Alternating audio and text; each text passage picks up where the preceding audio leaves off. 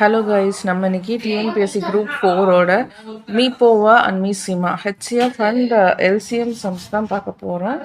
வாங்க வீடியோக்குள்ளே போகலாம்.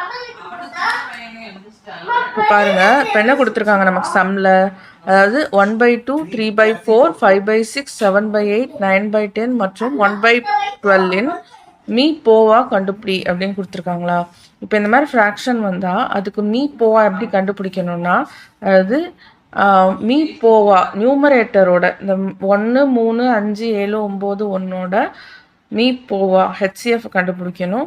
அதே போல் 2, 4, 6, 8, 10, 12 இந்த டினாமினேட்டரோட எல்சிஎம் மீசிமா கண்டுபிடிக்கணும். சரிங்களா? எப்பயுமே கவனிங்க, இங்கே 1 வந்திருக்கா, கடைசியும் 1 வந்திருக்கா.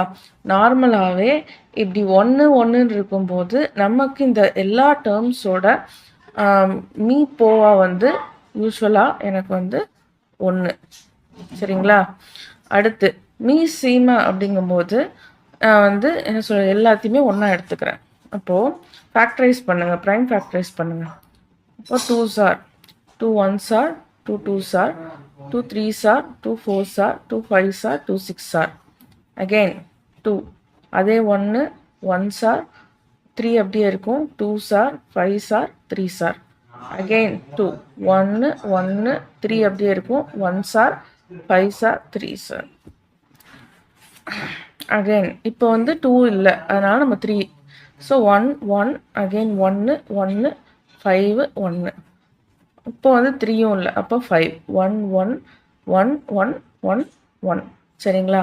இப்போ இது எல்லாத்தையும் மல்டிப்ளை பண்ணுங்க. 2 × 2 × 2 × 3 × 5. அதாவது 2 2s are 4, 4 2s are 8, அதாவது 15, 3 5s are 15, 15 × 8, 8 5s are 40, 4 4 1s are 4 + 2, அதாவது 8 + 4 12. ஸோ 120 தான் என்னோட எல்சிஎம். அப்போது 1/120 இதுதான் இந்த ஃப்ராக்ஷனல் நம்பர்ஸோட மீ போவா.